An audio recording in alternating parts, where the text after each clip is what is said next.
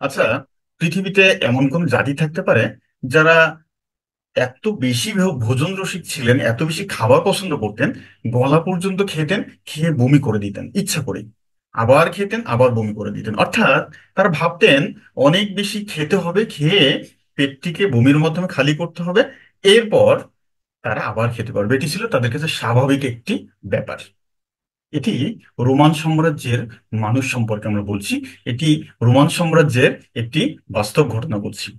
Roman সাম্রাজ্য মূলত Rome থেকে তার যাত্রা শুরু করেছিল। এটি মিডল ইস্ট, এটি ইউরোপ এবং আফ্রিকারও কিছু অঞ্চলে ছড়িয়ে পড়েছিল। তাদের আহ বিখ্যাত বিখ্যাত অনেক কিছু তারা পৃথিবীর জন্য সৃষ্টি করেছেন। তারা রাস্তা তৈরি করেছেন, এত সব বিখ্যাত রাস্তা যা আজও বিদ্যমান আছে। তাদের কলোসিয়াম ছিল, অর্থাৎ বড় স্টেডিয়াম যেখানে গ্ল্যাডিয়ার্সরা বসে লড়াই দেখতেন। তারা সর্বপ্রথম পাবলিক টয়লেট তৈরি করেছিলেন। এই নানা রকম সৃষ্টি ছিল রোমান সাম্রাজ্যের। রোমানরা গল্প, কবিতা, গান, উপন্যাস খুব পছন্দ করতেন। এই গল্প, কবিতা, গান, উপন্যাসের ভাষা ছিল ল্যাটিন ভাষা। অর্থাৎ আমাদের যেমন ভাষা বাংলা ভাষা, ঠিক তেমন রোমানদের ভাষা ছিল ল্যাটিন ভাষা। এই ল্যাটিন ভাষা এত বেশি সমৃদ্ধ ছিল, অনেক শব্দ অ্যারাবিক থেকে যেমন আমাদের বাংলার মধ্যে চলে এসেছে, ঠিক তেমনি রোমান অর্থাৎ ল্যাটিন অনেক শব্দ আমরা ইউজ করি। যেমন অনেক ইংরেজি শব্দ আমরা ইউজ করি যার সব শেষে ইউএম থাকে, যেমন ডেটাম, ব্যাকটেরিয়াম, এ ধরনের নানা রকম শব্দ। তো এই যে ইউএম যদি কোনো শব্দের শেষে থাকে, সেটিকে আজ থেকে আমরা মনে রাখবো, সেটি হচ্ছে সিঙ্গুলার শব্দ। এটিকে যদি আমরা প্লুরাল অর্থাৎ বহুবচন করতে চাই, তাহলে জাস্ট ইউএম কে আমরা চেঞ্জ করে এ করে দিব, তাহলে প্লুরাল হয়ে যাবে। আমরা কিছু এক্সাম্পল দেখি।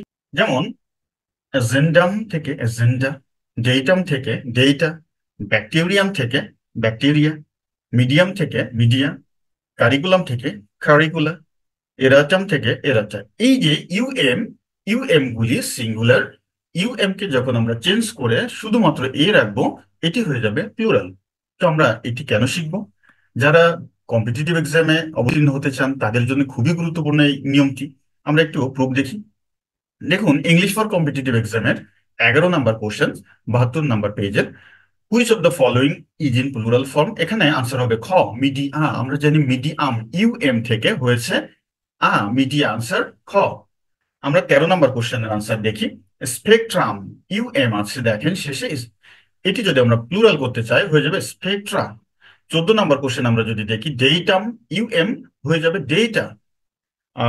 16 নম্বর কোশ্চেন আমরা যদি দেখি, এটি আছে এজেন্ডা, এর আনসার হবে কি এজেন্ডাম। যদি সিঙ্গুলার চেয়েছে, কারণ আমরা বলা হচ্ছে আইডেন্টিফাই দ্য কারেক্ট সিঙ্গুলার, আমরা জানি এ থাকলে সিঙ্গুলার হয়, সুতরাং এর আনসার হবে এজেন্ডা। সো ছোট্ট একটি নিয়ম, আজ আমরা একটু মজা করে শিখলাম। আমরা জানলাম যে ইউএম যুক্ত শব্দগুলি ল্যাটিন থেকে আমাদের কাছে এসেছে। ল্যাটিন ছিল কাদের ভাষা? রোমানদের ভাষা। সুতরাং ইউএম এটি আমাদের সিঙ্গুলার, একে যদি আমরা প্লুরাল করতে চাই আমরা এ করে দিব।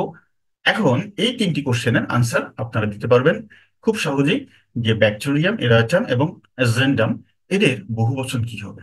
আপনারা আশা করি এরপরে আর কখনোই এই নিয়মটি ভুলবেন না। সবাই ভালো থাকবেন।